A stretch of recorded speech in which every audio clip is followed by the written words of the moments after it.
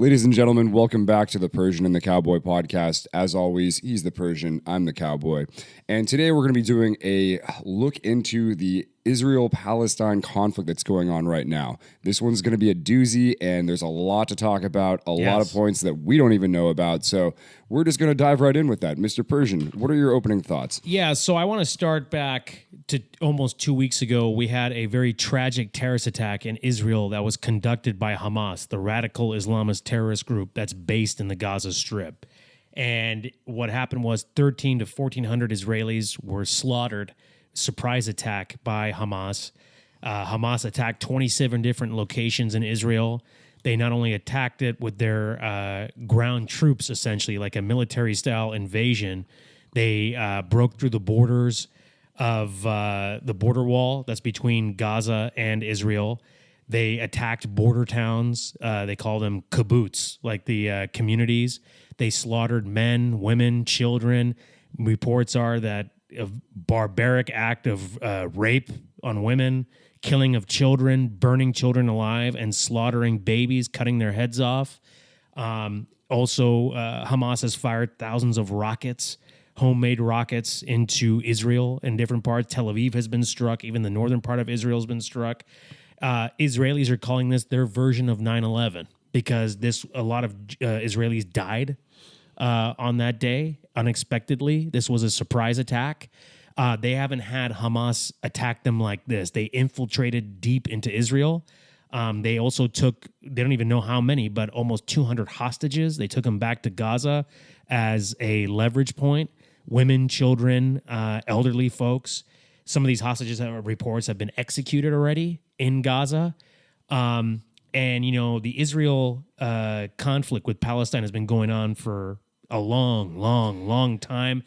And this only enhances it. And before we get into it, Cowboy, I want to be very clear about something.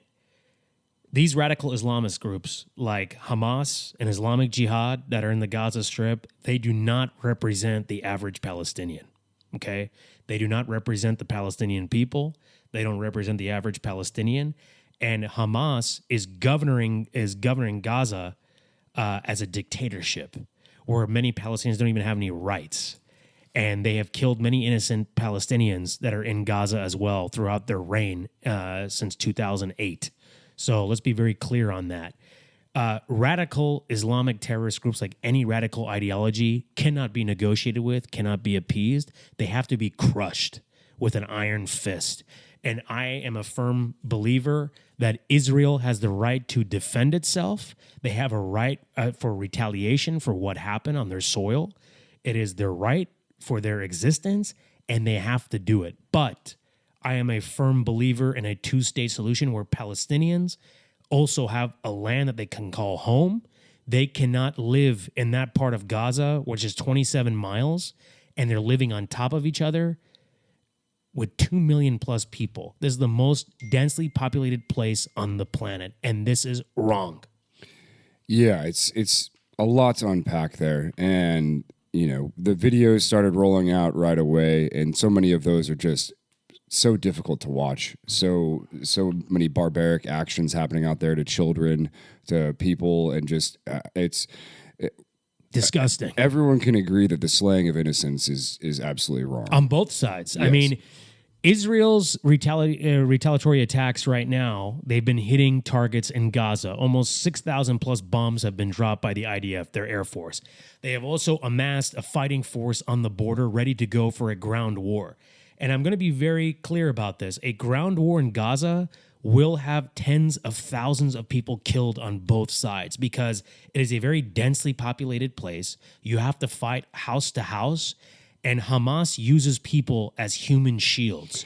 They are hiding their weapons underground in very sophisticated tunnels. They are hiding their hostages in tunnels. They are hiding themselves in their tunnels. And many of these places are down below people's homes. They are below schools, below hospitals. Yeah. And it is a very difficult situation. And Israel already, in their retaliatory attacks, have already killed a lot of innocent Palestinians, many of them children. That is, in these kids that see their parents and their relatives killed, by Israeli airstrikes are not going to be sympathetic towards the Jew or towards Israel. They're going to grow up to be future jihadists. So you're perpetuating the violence over and over and over again for the next generation. It is an unwinnable situation. Yeah, there's no easy way out of this. There's no good outcome. Yeah, and so for me, I like the slaying of innocents on both sides is just a tragic situation. Any loss of human life is a horrible thing, and I have a hard time just wrapping my head around the two-state model that was introduced by the Brits. I'm not convinced that is actually the best solution for it anymore, because we've seen what happens. You know, on one side we have and I don't think it's so much a specific to like the type of people that are in either side or what kind of land they've got. But of course, you know, water issues in Gaza and that kind of thing. But I think it has to do with, on one side, you have a democracy, and as you said before, the other side, you have a dictatorship. And one side has free elections, and people can vote in their elected officials. So I'm kind of going towards the point of, why don't they just have a one-state model that is a democratically run state with freedom of religion, and say the Holy Land is just going to be, the buildings are all going to stay as they are. Yep. Everyone's going to have equal rights to come in and worship how they want to worship. You know, Israel itself right now has Palestinian elected officials. They have Palestinian Arabs living in their country as Israelis. Exactly. So they serve in the IDF. In their army. I think the best outcome would be a single state model that has freedom of elections and freedom of a religion. Exactly. And then they can learn how to cohabitate as they have been trying to figure out for thousands of years. And that's, I think, that's why I think it's kind of an unlikely outcome, though, is because of the religious differences. And they're both claiming the same Holy Land, and there's eventually going to be conflict over the Holy Land itself. And like you hit many good points, Cowboy. And one of the things I will say is that the one-state solution is actually something I'm in favor of, but a country of Israel and Palestine together. Muslims and Jews coming together, living amongst each other, working with each other, where Jerusalem is not the capital of Israel. Jerusalem is the capital of the Muslim and the Jew together, where they worship. It's the Holy Land, but they have their own provincial capitals, where Tel Aviv is the Israeli capital, Ramallah in the West Bank is the Palestinian capital, but the main country's capital, the unity capital, is Jerusalem. Is Jerusalem together. These guys work together. You take all the barriers, all the fencing, all the walls down, and in the end, you gain a mutual love for one another to build this land, to build the next generation, and you defeat radical Islamism and radical ideologies that are in that region. In the end, religion is the big factor in this. You have folks that have their own religious beliefs, own tribal differences of opinion on who owns the land, all this. This is never going to stop. But in the end, how much of this killing is going to continue? Like, it's been going on for years and years and years, centuries over centuries. Like, it's just too much. And one thing I want to say, to take it back to the modern era, the biggest threat right now to the Middle East region is not this conflict, but you have the theocratic Islamic Republic of Iran, Iran's government in the Middle East, that is causing a lot of problems. And they are one of the supporters of Hamas in Gaza and one of the biggest supporters of Hezbollah in Lebanon. And the thing is, Iran funds both these terrorist groups with weapons, training, logistics, and money. And as long as Iran's government is in power in the Middle East, these two radical Islamist groups will be in power. The only way you're going to defeat this is, unfortunately, through a regional war. This conflict will end up being a regional conflict amongst world powers and regional powers, where you have Arab countries that are secular, who are with Israel, will be with Israel, and who are against Iran. And then you'll have countries like Iran and their proxy groups like Hezbollah, Hamas, and Islamic Jihad, and countries like Syria and some of the other countries in the region go against Israel, the United States, and some of those Arab allies. It's going to be a regional war. And unfortunately, since every administration has put this on hold, the problem is getting worse and worse. It has to be done. And unfortunately, tens of thousands of people are going to be killed on both sides, and it's not going to end very well. And I think that's something that we all forget about in our modern society. We've had peace for so long in between the major powers, and it's just been an amazing time to be alive. This is a Pax Romana that we're in right now. We have a world peace that has been going on for quite some time. Ever since World War II ended, we were like, okay, let's not do that again. But I think the huge issue and the thing that we've been ignoring for the last 80 years or so is that people's claims to historic land. You know, like my ancestors lived there, therefore I should live there. Yeah. And it's always been a kind of a debate of like, okay, well, you know, do we take it from the person that's living there right now and give it back to the person that's there? It's a similar situation to the American Indians and on the reservations here. You know, they view it as the United States has come in and rightfully, like they did violate so many treaties along those times back in the day, but who gets the right to their historic lands? Yeah. And that's the question. And I would make the point that if we keep trying to go back and figure out, well, who's the original people of this and who are the original descendants, we'd have to go so far back that it's impossible to tell who has the right claim for it. And so I think the only way to go forward is to have no longer these campaigns for land. We just need to say, okay, these are the borders. This is how it's set up. And if you want to change your borders, you need to do it in a political, democratic way. You don't just go invade the country next to you to try to seize their land. Well, yeah.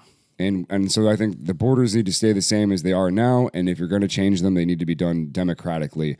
And that's the only way that we can avoid these crazy wars happening. Well, I've had many conversations with loved ones and with people who are against this whole situation. And I'm a little more pro war, and I'm a little more pro there needs to be a response, but the response by Israel has not been great. I mean, there's been, you have a Palestinian mother holding their dead baby in their hand in Gaza.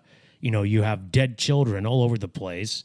It's just, hasn't been a good response. It's not going to end well. It's a very urban area. And the thing is, when Israel attacks a target and they're killing 5 Hamas ringleaders, top commanders, they're hitting them in a place where there's civilians living there too. Yeah. Because Hamas uses them is using Palestinian civilians as human shields. Which is the most cowardly thing. It is a cowardly thing, but do. That's what these Islamists do. They do it all the time. But in the end, you have to defeat radical Islamism from the Middle East. But the problem is the people that put radical Islamism in power is the West themselves. The United States, Europe, and Israeli government with their ideologies of occupation in these regions has made people angry. Well, not to mention the British taking over and cookie cuttering the whole landscape after World War I. That's the thing. But in the end, like groups like Hezbollah and Hamas, Al-Nusra, these groups have to be crushed through the use of military. You can't appease radical Islamists. You can't negotiate with these terrorists. They have to be killed because these people don't want to negotiate with the West. They want to convert everything into their own ideology. Mm-hmm. They don't believe in a world where women have rights. They don't believe in a world that has Jews. They don't believe anything. They want to defeat everybody and spread their own version of radicalism in that region, and it has to be crushed. And the only way to do it is to kill them and to defeat them with the use of military. And that's what Israel has to do. Israel, unfortunately, will have to invade the Gaza Strip, and they'll have to go house to house. They'll have to go apartment to apartment, hole for hole, tunnel for tunnel, and eradicate Hamas. They have to do it because, and the bigger picture of all this is to eradicate Iran's government. Iran's government has to go. You get rid of Iran's government in the Middle East will be 1,000,000 times better. It won't be great, but it's going to go towards a good path. Yeah, well, and that's another thing to think about is dictatorships versus democracies. Yeah. And the natural state of human history has always been a one single centralized power that controls the people. And if we're not careful, we're going to slide back that direction. And I think Iran's a great example of that, right? They were a democracy. They were doing very well in like the 60s and 70s, right? I mean, Iran, let me tell you something. with the Middle East. The Middle East will never have true democracies because there's too many religious, too many tribal differences, too many land issues. In the end, the Middle East will always need a monarch or a general or a commander to be the leader of the country as an authoritarian. I rather have those type of people in power, like people like a Saddam Hussein or like a Muammar Gaddafi or something like that, than a radical Islamist group like ISIS or Al-Qaeda or AQAP or Hamas or Hezbollah, because those dictators crushed radical Islamist groups. They put their foot on their neck. But when the West, through their different military campaigns in the Middle East, eradicated those dictatorships and put in place, we're going to have free and fair elections, which don't exist in the Middle East, and a power vacuum came and these radical Islamist groups took over, things are a million times worse. As an example, look at Libya. Libya under Gaddafi, yeah, there was issues. Yeah, he was a dictator. Yeah, he was a bad guy, but it was a pretty stable country for the most part. Now look at Libya. Libya is not even a real country. It's a failed state. It's in like multiple pieces. This guy owns that guy owns this tribe owns this. It's a fucking mess, and 2% of the world's oil reserves are there. You can't afford for that country to become a radical Islamist state. Look at Egypt. Egypt, thank God for al-Sisi.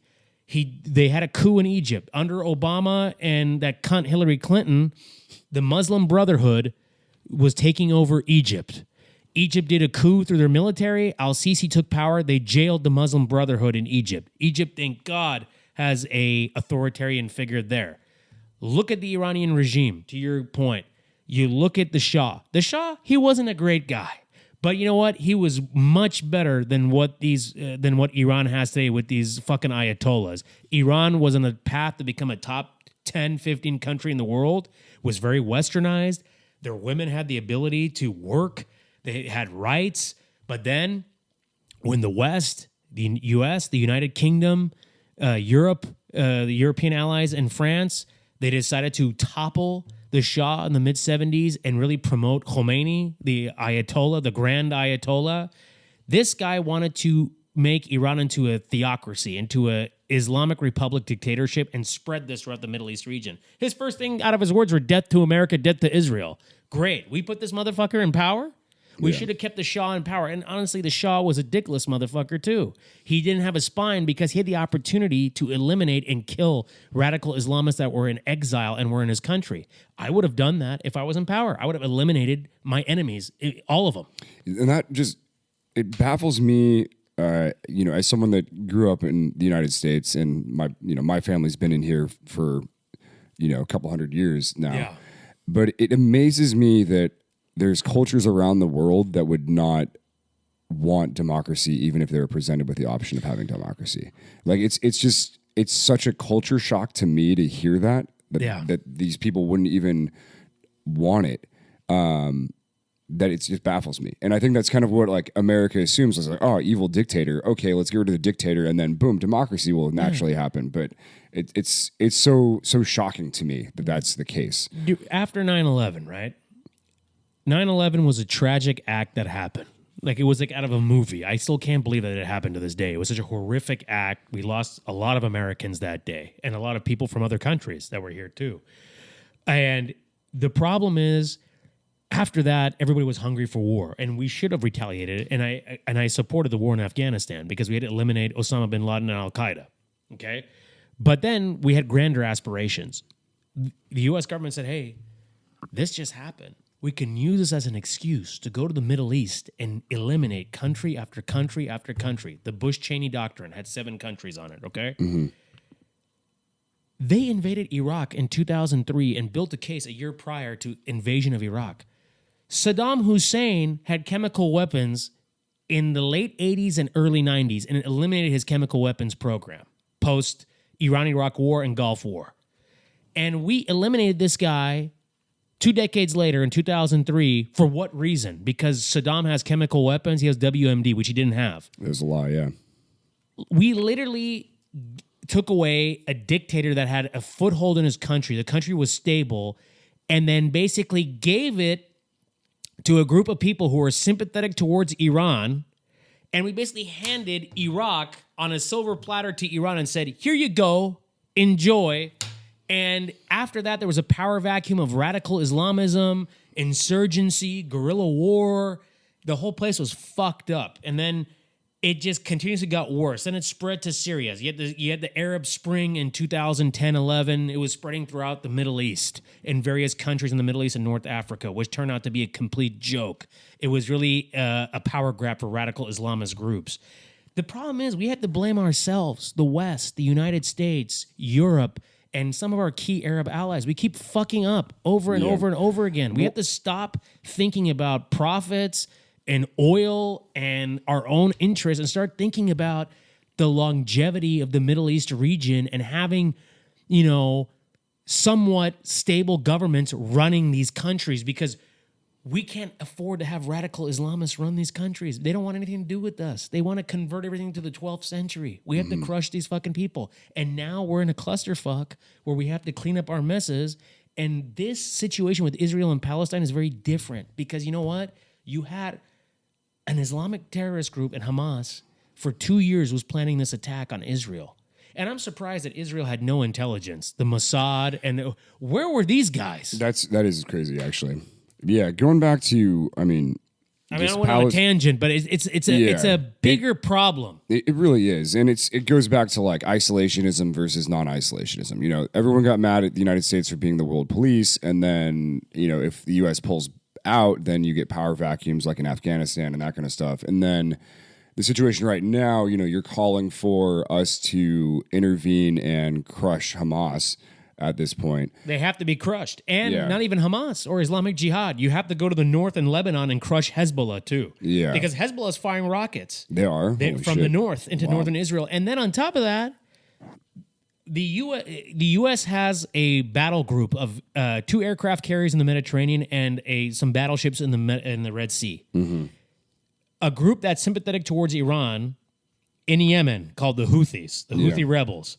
They fired cruise missiles from one of their bases in Yemen towards Israel. The U.S. intercepted it. Mm-hmm. You have war on multiple fronts now. This is going to be a multiple front war through various proxies. And I think it all comes down to Jerusalem. And this is why I don't think there's any hope for a peace negotiation. It's going to be a long war. This is going to be it's another crusade. It's another jihad. It's a religious war. This is 2 ideologies, 2 religions that are going to be squaring up that have the same holy land. And the other thing that I don't think people are talking about is the prophecy that comes along with this too. I know you love a good prophecy. Tell me a good prophecy. So, it's in Orthodox Judaism, you have the prophecy that the third temple will be built and around the coming of the Messiah.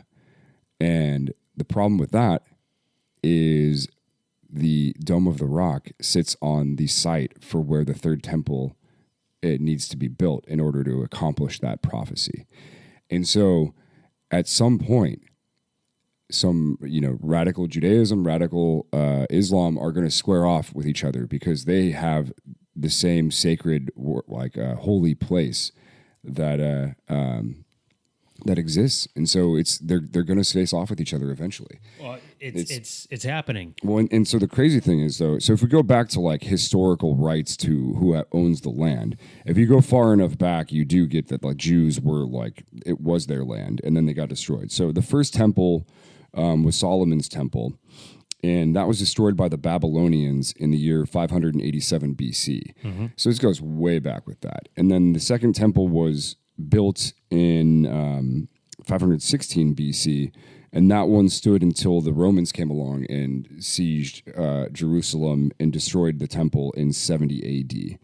And so now we're waiting for the third temple era to begin, is what the prophecy is going to happen next. But the Dome of the Rock has been there since 688 AD, which is like only like 50 years after Muhammad came and created Islam. Yeah. And so that's been sitting there for a long time now too, almost 1,500 years. And so eventually these things are going to square off. And these are both Abrahamic religions. Yeah. But I think this is the key location. This is the key spot that all the conflict is going to come from, is them all trying to go and worship and fulfill their religious beliefs at the same location. Because at the end of the day, they're both Abrahamic religions. And the rock there, that is where they both believe that is where God created the world. And at that point, and that's also where Abraham attempted to sacrifice his son. And so there's just so much religious significance there. And I really wonder from just like a Christian perspective too, it's like Christianity is just kind of standing it aside and just like watching this happen. Well, I mean, Christianity is a big part of this too in that region. I mean, you got to look at it, but you gave a great breakdown of this. And this is good to know. It's good to know the historical facts, the religious facts, all this. Kind of taking it back to like modern time, to our time now, to present. One of the things that Israel has to do, and I get that they're angry. I get that there needs to be retaliation. There needs to be retaliation. But the way, the one thing that has gotten a lot of international heat is their warning to people in Gaza to get out within 24 hours, to go to South Gaza. Mm-hmm. You can't evacuate 1.1 million people in 24 hours. No. The fact that they cut off the food, water, and electricity, you can't do that. Israel's declared total war. And rule of law, you can't do that. That's a genocide almost. Well, because people are going to starve to death. And I get the electricity because they want to cut off for, so they could weaken Hamas. But the water and the food, you can't starve people. Well, and the way we've been conducting warfare in the last 100 years is so much better than how war has been conducted throughout human history. I mean, like, think about like if the Babylonians conquered Jerusalem, the first thing they did was they tore down the most sacred building to the people that were local to that right there. Yeah. The Romans piss people off. The Romans, same thing. In 70 AD, they tore down the second temple and destroyed that as well. And now we're like, if the Jews have conquered that land and they still haven't torn down the Dome of the Rock, I'm kind of amazed that they with that right there. But this is the thing. Like, if they want to win hearts and minds, you can't win hearts and minds by ordering somebody 24 hours. You gotta leave, and you gotta go to the south of that area. Mm-hmm. You can't cut off their food, electricity, and water. You can't continuously, hit targets, and you're killing a ton of civilians. Yeah, and Israel has declared total war. Total war. Like, this is, and we understand that. Yeah. But in the end, it is going to cause for a regional war, and it's already happening. Yes. The Arab countries that were aligning with Israel just a year ago through economic and trade deals are now rethinking this. There was supposed to be a meeting, a summit when that stupid fuck Biden went to Israel. They were supposed to meet with King Abdullah of Jordan. He was supposed to meet with bin Salman of Saudi Arabia and other countries from the Gulf, like Qatar and Bahrain and Kuwait. Yeah. They all said, we're not going to meet with you. Mm-hmm. And the problem is when that hospital bombing happened, by the way, that hospital bombing was not Israel. That hospital bombing was Islamic Jihad firing a rocket that was supposed to go towards Israel, and these fucking idiots hit the hospital on accident. And then there's video from the IDF showing this. There's video and radio communications of these Islamic Jihad and Hamas people speaking and saying, hey, let's blame this on Israel. Well, and that's another reason why this is very difficult to discuss and talk about right now, because naturally people want to take a side and say they're the bad guys, they're the good guys, everything like that. But the information is coming out so slowly and so inconsistently, and then of course there's a lot of lies that are being fed through us. So it's really hard to say of like who is committing the atrocities, And I think we of course need to hold the individuals that commit the atrocities accountable and realize that they are not representative of the total group in itself. Well, yeah, and there's a lot of Israelis in Israel and outside of the Israel here in the U.S., Europe, all over the world that are actually against, occupation. They're against a military incursion into Gaza because of the humanitarian cost. Yeah. Because they've seen enough war, they're tired of it. But the thing is, again, I'm going to say this. Israel has a right to defend itself. I've asked people who are against Israel, who are against any kind of retaliatory attack. I said, so let me get this straight. if you're the prime minister of your, let's say, neighborhood, let's say your neighborhood was a country, your neighborhood gets attacked by radical Islamists.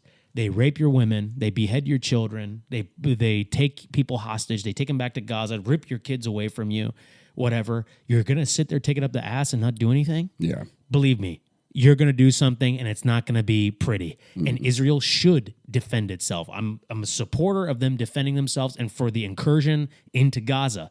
But I'm also for not starving the innocent civilians of Gaza, cutting off their water, electricity, food. And also, the Egyptians have closed their border with Gaza in the south. The United States, Europe, and the Arab allies in the region need to give humanitarian aid to these people, get these civilians out of Gaza, form refugee camps in Egypt, have Egypt open up their borders, and have the flow of goods and services coming in, and also from the Mediterranean, from cargo ships and things like that, because there's a lot of innocent civilians. Hamas does not represent Palestinian people. Palestinian people are like you and me. They want freedom. They want to be with their families. They want a country. These people deserve a fucking country. They don't have a country. There's two pieces, the West Bank and Gaza. Yeah. This thing needs to be broken. Yeah. There needs to be one country of Israelis and Palestinians living together, Jews and Muslims and Christians together as one army, one government of Israelis and Palestinians together. But in the end, they have to crush these radical Islamists, and they need the help of the Palestinians to do that. But you can't kill these civilians like this and expect them to love you and expect them to be like, yeah, we're against Hamas, because these people are going to be like, we have nothing better to lose. We're going to join Hamas. They're fucked either way. The kid that I saw in the YouTube video that was screaming, he was screaming. His family was gone, killed. 10, 15 of his family members gone. This little boy who's 7 or 8 years old ain't going to be a fan of the Jew and Israeli. He is going to want to, in 10 years, join Hamas and go into Israeli land and kill some of these people. Yeah. I mean, can you blame him? But I'm not. But in the end, you got to crush radical Islamic ideologies in that region. That's the only way this region is going to be in peace. The fighting is going to continue and continue and continue. Well, and that's, so let's go look at some of the times in history where we have had peace in this area. And the Ottoman rule was actually a pretty relatively peaceful place for people to live there. Yes. Research. Great knowledge. Yeah, thank you. And so I've heard that like after Muhammad and the creation of Islam, and they conquered Jerusalem, obviously, they allowed freedom of religion, but they just heavily taxed the Christians and the Jews that were worshiping in Palestine at the time. And so that was their way of saying like, yeah, you can worship, but we're going to tax you extra for it and go from there. So that was a good, effective way to convert people back then. I'm not saying that's a good thing. I'm very in favor of freedom of religion, regardless of what your religion may or may not be. Absolutely. Freedom of religion is a big thing. As long as it's not Scientology, but Yeah, I'm not big that some dude brought people on a ship 5,000 years ago to Earth. But there's a belief going around now, and I believe this too, that the Jews were not in Palestine before the end of World War II. And it was that the UN and the Brits were like, oh, okay, well, like the Holocaust is bad. Let's give the Jews this land over here and go from there. They fucked up with the two-state solution. They should have done one-state solution of Arabs and Jews. But the Jews were primarily already there. They were there. They were already there. Yeah, it's not like they just took all settlers. They had a ton of settlers living there. Yeah, so and I went through and broke down like the demographics of how it had shook out. Obviously, like way back in BC, it was just Jews because Islam didn't exist at that point in time. Going through then, and then just before the Crusades, it was still a primarily Jewish and Christian population in Jerusalem in itself. And I think that's the key city, the key town for it. So then around when the Ottomans took over, it was predominantly Muslim, but still large populations of Jews and Christians living there as well. So the numbers I was able to find in 1525, the Ottomans took over in 1516. Talk about a long empire, holy crap. But the the population of Jews was just over 1,000. Muslims had over 3,000, almost 4,000 people living in Jerusalem, and then the Christians had just under 1,000, 700. So Muslim dominated right there. But then a couple of years later, in like 1553, the Muslim population begins to spike. We got 12,000 Muslims and only just under 2,000 Jews and just under 2,000 Christians living there as well, which makes sense. Ottoman rule, there's more much higher amount of Islam going through that empire than Christianity or Judaism. And then the Muslim domination kind of continues, and then 1817, we're still seeing about 3,000 Muslims to about 3,000 Jews and 3,000 Christians throughout right there. But then it starts kind of flopping back and forth in the 1800s, where Judaism, the Jews are starting to move back to the Holy Land and continue worshiping there. So like 1864, we're seeing now we got a flip where it goes to 8,000 Muslim or 8,000 Jews to 4,000 Muslims, and still just 2,500 Christians. And so then it kind of flops back and forth through that. And of course, this is a lot of people moving in and out. Yeah. It's a very pilgrimage place, you know. But then 1905, right at the turn of the century, we have 3,000 Jews and 11,000 Muslims, a pretty much an even split of the population right there. But then you get to 1914, just before the start of World War I, we have 18,000 Jews living there and 70,000 Muslims and 32,000 Christians. So it's kind of like a mix. Yeah, huge mix right there. And it's, of course, fluctuating all the time, going back and forth. And then after World War I, though, the population shifts to 33,000 Jews, only 70,000 Muslims, and 14,000 Christians living there in 1922. It keeps going back and forth, up and down, up and down. Exactly. And then that trend kind of continues. And then with the Holocaust. And you know, and they were just looking for people to, like, places to escape to as well. And so it's like, because the Jews, I mean, they were living in Europe, and, you know, the son of a bitch Hitler came and basically ruined their lives. And then after the Holocaust, where do we go? Exactly. And so my point is, like, it's flopped back and forth so many times throughout human history. You know, it's like, who has the ancestral rights to this land? You know, they both, all do. I would say they all do. Exactly. They both have really strong claims to that land as their holy land. And so I that's how I just see it, is like, this is something that's going to come to a head, and they're going to fight it out, and they are right now. And I think it's happening in front of our eyes.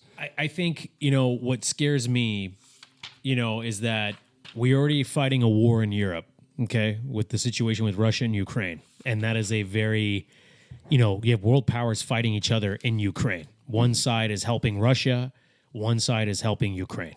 You have NATO and the United States together, the NATO allies and powers, aiding Ukraine.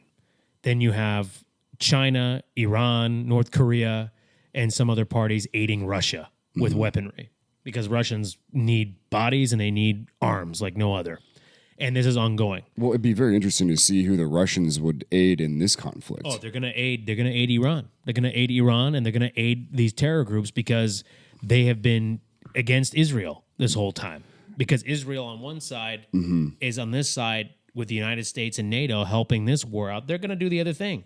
But you now have a second conflict, a greater conflict between Israel and Palestine that has world outrage on both sides. It is starting to, people are picking sides within the region, different countries. You have the United States, it's, you know, Europe and the moderate Arab allies in the region together with Israel. And then you have countries like Iran's government, groups like Hamas, Hezbollah, Islamic Jihad, and then you have other governments like Syria's leader, Bashar Assad, who is an ally to Iran, against Israel, okay, and for Hamas. So in the end, this is going to spread into a regional war, and then you're going to have a third front. You have a European theater, a Middle East theater, and then you have a third front. When China sees all this going on, they're buying time. By 2024, mid-2024, they're going to invade Taiwan. Then you have a three-world situation where you have three fronts we are seeing the beginnings, the precipice and the beginnings of a third world war right in front of our eyes. Yeah. And the United States and Europe can fight on multiple fronts. They've done it before, World War I, World War II. But this is different because not just the United States or the Russians have nuclear weapons, but you have more powers with nuclear weapons. Are they going to use it? And if a country uses nuclear weapons, that country that has been attacked with a nuclear weapon is going to fire 4, 3, 2, 5, 3. You're going to decimate humanity. So we're at a very dangerous place, and I think people don't realize that. Mm-hmm. That is why that sleepy fuck Biden has been rushing to Israel to tell the Israelis to stop their incursion of Gaza. But what he doesn't realize is these radical Islamist groups need to be wiped out. Yeah. Like Hamas and Hezbollah. Iran's government's got to go. If you get rid of the octopus's tentacles, which are Hamas and Hezbollah, which are Iran's tentacles, then you go after Iran's regime, you're going to have a very much better Middle East situation. And in turn, countries like China and Russia will be like, whoa, the United States and Europe, like, fuck. Like, they actually know what they're doing. We better slow it down. But the U.S. and its European allies are too stupid to understand this concept, and we're heading towards a dark path. Yeah. Third World War, going to change the way humanity is, because nuclear war, no one's going to win that. Yeah, it's a bleak outlook, and we need to remember that peace is such a rare thing throughout human history, and we've lived through the most peaceful time in human history, and I'm afraid that that's coming to a close. It's coming to a close. Every 70 to 80 years, humanity has to destroy itself through a conflict. Like, Yep. It's always hits that cycle. And one thing I wanted to add, Cowboy, before we conclude, is that we are now seeing isolated incidents of terrorism in Europe. We saw in a French school a Chechen immigrant that was living in France who was radicalized. He had radical Islamic ideologies. He went to a French school, killed a French school teacher, beheaded him, and then stabbed another administrator and stabbed several students. In Belgium, in Brussels, 2 Swede nationals were shot by a radical Islamist assailant. You're going to see more of this in Europe. In Europe, by the way, we have seen massive protests. I mean, it's okay to protest if you're a normal human being, but we've seen radical Islamists that live in London, in Paris, all over Germany, all over Western Europe, protest and denounce Israel, but also denounce the country of origin, the country that they live in currently. Mm-hmm. These are radical Islamists who are dangerous. They want to export their own version of radical Islam, and they are definitely capable of doing terrorist-like attacks. And these European countries need to smell the coffee, wake up, and, instead of these open borders, they need to deport these people to the country of origin or put them under arrest, because it's a very dangerous situation. Yeah. This is spreading into not just a regional conflict, but a world conflict. It's spiraling out of control. Yeah. And I think we'll have to do a part 2 when more information comes out on this one. Part 2. We'll do a part 2. But with that, thanks for coming along with us, ladies and gentlemen, and stay safe out there. Take care, guys.